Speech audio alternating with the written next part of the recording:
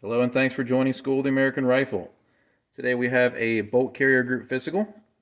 We already have this bolt carrier disassembled because this came out of an upper that would not run with this particular bolt carrier group in it.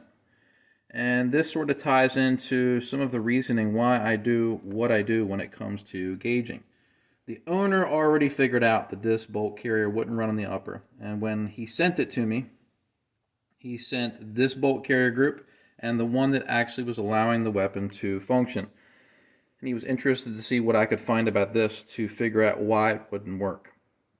So we're going to go into the video. I've already been through this as far as gauging goes, so I'm going to do it again for the camera, just so you all can take part of the inspection process on this bolt carrier group. Now, I'm not sure who makes this bolt carrier group. It's simply marked Made in the USA. And it has some number codes on it. That's it. No engraving on the side, nothing on the opposing side. I've looked at it in different lighting. There's nothing there, no camera tricks, anything like that. The bolt doesn't have any markings on it. But let's go ahead and get into doing an inspection on this. In my previous teaser, where I promised to have this out a while ago, I said that this was possibly one of the worst bolt carrier groups, and it's not really. I got sick, that's why we couldn't get this aired as soon as we're doing it now, and I do apologize. But let's get into it. Enough of me flapping my gums. So first thing, let's look at the bolt. So the bolt's already pulled out of the carrier. Let's look at the overall finish. It looks like it has some type of titanium nitride style coating on it. I don't see any obvious defects on the machine surfaces. You can see it's a little dirty. But let's go ahead and start doing some checks. The first thing that stood out to me when I was doing my inspection, and these are some of my ring gauges that I checked the bolt tail with, is out of the gate, it went into my no-go, and it went into my reject, or what I call my field gauge, the one with the red line. Now, to make you understand why I even use these, if your bolt tail is undersized when it goes into the carrier, that means that gas, when it tries to pressurize this piston area, will leak back this way. You don't want that. The gas rings trap the gas from trying to escape forward, and the fit between the bolt tail and the carrier is what traps the gas from escaping rearward. So this one has a very inefficient setup. It goes into the reject. Normally, at least in classes, I explain to students that if a bolt, when it's new, goes into the no-go gauge, it means that they probably have some dimensional issues here. Normally, bolts don't go into the field or the reject unless they've been heavily cleaned, which is the example here. You can see where they clean the bolt tail. I'm not a big proponent of scraping, using any type of abrasives, anything like that. So you shouldn't ever have a brand new bolt go into the reject, especially the no-go. So the fact that it goes out of here and here means that it probably wasn't that tight of tolerances when they manufactured it, but when it goes into here, this is bad. And you can see that I didn't modify this in any way, right? It still has the gold coating on it. So what's happening on this example is the gases are escaping through the rear. So this is one area that was a big red flag to me. So let's put those off to the side. So we have a poor bolt tail fit. Let's look at a magnetic check. Let's check with our little washer, see if we have any magnetism. Firing pin, nothing. Extractor, nothing. Cam pin, nothing. So we're good, no magnetism. The next thing that was a problem, if I recall correctly, was, and again, I don't check it on camera, but the ejector spring wasn't that great. Not terrible, but the biggest thing is the firing pin setup. So let's go ahead and check for protrusion. First, let's look at the firing pin. Let's make sure that it moves freely. And it does. No binding. I want you to look at that firing pin tip. Can you see what's going on around the edge of it? So we're going to back up a little bit right there.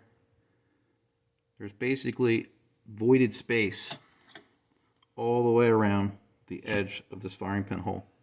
All the way around it. You should have good contact or a good fit between the firing pin and the bolt face where the hole is. We have a lot of air gap around the edge of that firing pin. But let's check protrusion real quick. Let's turn on our anvil gauge. Let's set it to 0, and let's see what we got. 039. Way too much. You should be between 0.028 and 0.036. I like to see 035, 036 gets into the reject range. So we have too much protrusion here. All right, that can punch through the primer. Now let's go to our firing pin gauge. Normally, when using this gauge, we check with the go side, and then we check with the no-go side, or the reject side. It is very, very, very rare that this no-go side will go into a bolt, even with heavy use. Watch this. And there's still slop. Now this gauge is tapered. You can see that it's slimmed down. It's slimmed down because normally when this hole wears, at least, they never wear completely round. They wear in an egg-shaped pattern. So maybe the gauge won't go in like this, but it'll go in like that, if that makes sense. But this one, out of the gate, hogged out hole. So what we have is too much firing pin protrusion. We have too large of a hole here. I'm going to draw it on a board real quick so you can see it. I'm sure people will make fun of what I'm drawing here, but oh well. If this is the firing pin hole, the firing pin should be about that size. If you have a firing pin that's this size, but the hole is this big, see all that voided space around it? The primer is going to want to flow into that dead space there. And it could stick to the bolt face. It could cause the primer to rupture. It could cause the primer to stick enough where you have ejection problems. All types of odd issues can pop up. And when you have excessive protrusion with this unsupported area, you're really risking primer puncturing or primer rupturing.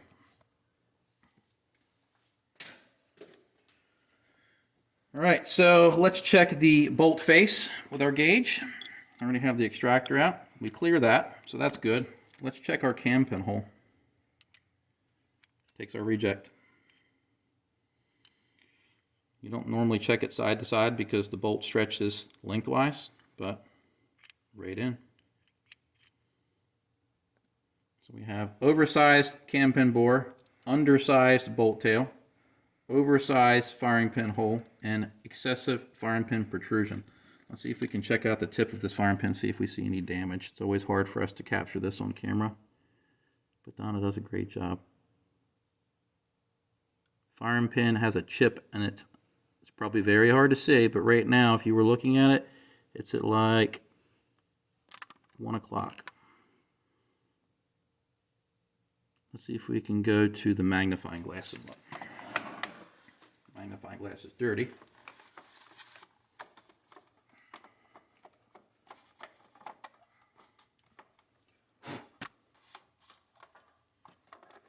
Probably not, but we're going to give it a go. No, we got weird lights. This ain't going to work.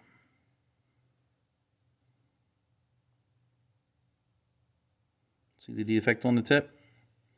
So what's going to happen when you have a defect on the firing pin tip? It's not aggressive, and sometimes you can feel this. Once the tip starts to erode, it'll erode rapidly. So you don't want to have that. So a firing pin, it has excessive protrusion. All right, we had to cut the video for a second because we had some coughing and sneezing going on. Apologize for the break. So let's go ahead and get into some more work. So we checked the firing pin hole. Let's go ahead and check headspace. So let's go with our 223 go onto our test barrel. We'll drop this in, put our bolt in, and we have short headspace. We won't even go on the 223 go. So no point even trying to go to the 556 go, which is 001 longer, or the 556 field, or the reject. So I already knew this, but won't pass the go gauge. What happens there is it'll probably chamber live ammo, but it'll crush it in there. And if it does that, it bumps the operating pressure up, which makes it more difficult to extract. And again, since we already have an oversized firing pin hole and too much protrusion, it's more likely to rupture in that area. Let's check our gas rings. Gas rings are good. It's holding up on its own. So we have a good bolt face dimension and we have good gas rings, but we do have an undersized tail. We have oversized hole here, short headspace, oversized cam pin hole. Pretty much everything that can be wrong with the bolt is wrong with the bolt. Let's look at the cam pin. It didn't have a high amount of use on it. I can feel some catching there, which is pretty normal, even on high round count guns. Let's see if it fits into the bolt loosely, and it does. There's a massive amount of slop there. So that's going to accelerate the possible breakage that will occur here and here. It already has an oversized hole. So the poor fit with the cam pin is probably going to cause a bolt failure in short order, even if it did work. Alright, so let's move our headspace gauges out of the way. Let's move this out of the way. Let's check one more thing on the bolt. Let's check the support shoulder.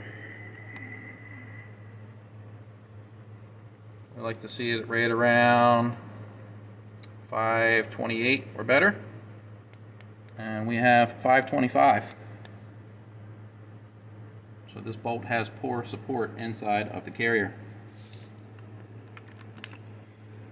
Been a shame. Alright, firing pin retaining pin looks good. We don't even need to check that.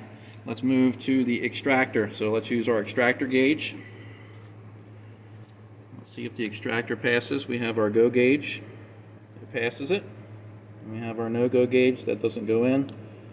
And the claw feels good. It does have the donut spring and insert,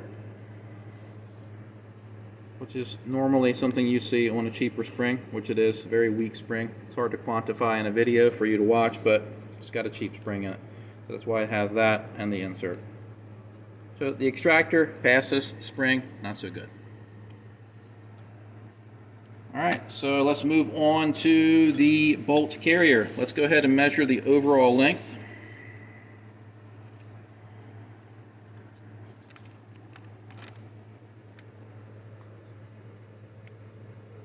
667, so the carrier length is good.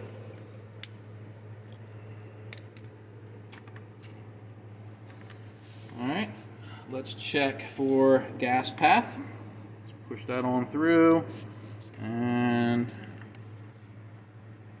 yes, we do have a good path for gas to travel through.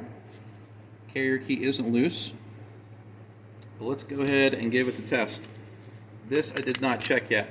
So we're going to go to our vise. I did not do a reverse torque check. I only did gauging on this.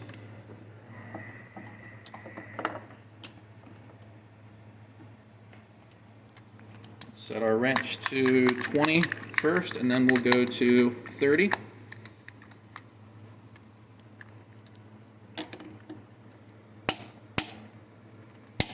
Pass this 20 on the front. Pass this 20 on the rear. Go up to 30, and the 30 is the max we use. Anything more than that can become a destructive test.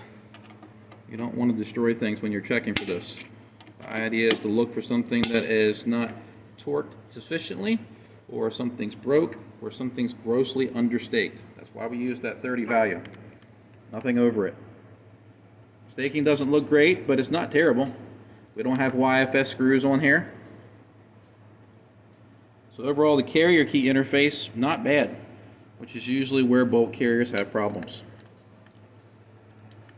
So we passed there. Let me reset my wrench.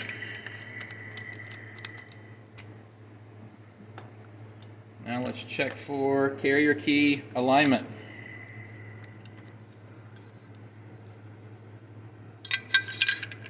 Let's see if it pokes through, and it does. We have a nice and straight carrier key. Good. So far, everything on the carrier is good, mainly the bolt. Let's check gas key for go, no go. And that passes. Look, it wants to start, but I don't count it unless it goes all the way in. So just the first, maybe 1/8 of an inch, a little bit more, is a little oversized, but that's somewhat typical. Alright, let's check the bolt support shoulder the first run. So we're going to go first green, second green, first yellow, second yellow, and on to partially on the red. So one of the other issues here with this bolt carrier in relation to the bolt, we have a pretty undersized support shoulder here, and the 3-bore run that interfaces with that shoulder is on the plus side too. Again, I'm not looking to say that something fails when it gets into the red, it's just not optimal. But when you have an undersized shoulder in this, what it means is the bolt wants to flop around more. That gives you less consistent feeding from the magazine, less consistent ejection. Lots of things can sort of build up and happen. Let's go to the gas ring run. Takes the first green, second green, first yellow, and it doesn't take the first red. So slightly inefficient gas ring run, but as you can see, it still passed our test, so we're good there. Let's check the bolt tail. I was already concerned because this is undersized. Let's see how big the hole is that this rests against. And before we do this, I want to show you so you understand with a cutaway.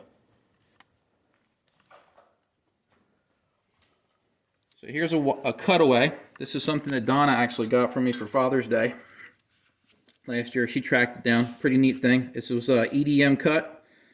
You can see gas comes in through here. This is basically the pressure chamber. The gas rings seal the gas from going that way, and the bolt tail seals against this area here and there. So if this shaft here is undersized, gas blows by. If this hole here is oversized, gas blows by. And what it does is it can either vent through a hole that's built into the bolt carrier, right there and there. This is actually for the firing pin retaining pin, but some gas can still leak through that hole, but mainly here and here. But anything that doesn't get vented, the firing pin, we lost our light. We're still going to keep rolling. The firing pin wants to get blown out of the gun, which can damage the firing pin retaining pin.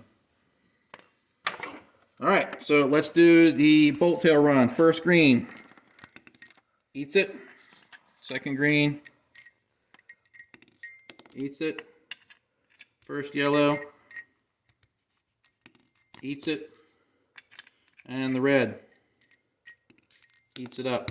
Now actually, off camera, I checked this, and this was actually 002 oversized compared to my inefficient bolt tail gauge. So what we have here is a really, for this example here, the fit here is terrible. A lot of gas is leaking by. Fortunately on this one, we don't see any damage to the firing pin, but they couldn't even get it to run. So if it's not going to run, it's not going to tear the firing pin retaining pin up. But this is what we have. Probably one of the worst bolt carriers that I run into. The reason that I do this gauging is because my testing has shown me when I look for things like this, it can tell me before I even fire around whether or not it's going to run in certain setups. If you had a really overgassed barrel, this setup might work. Besides that, not really. So, I apologize for the long wait for this. Apologize for the technical hiccups with the lighting and our little pausing for our coughing and sneezing.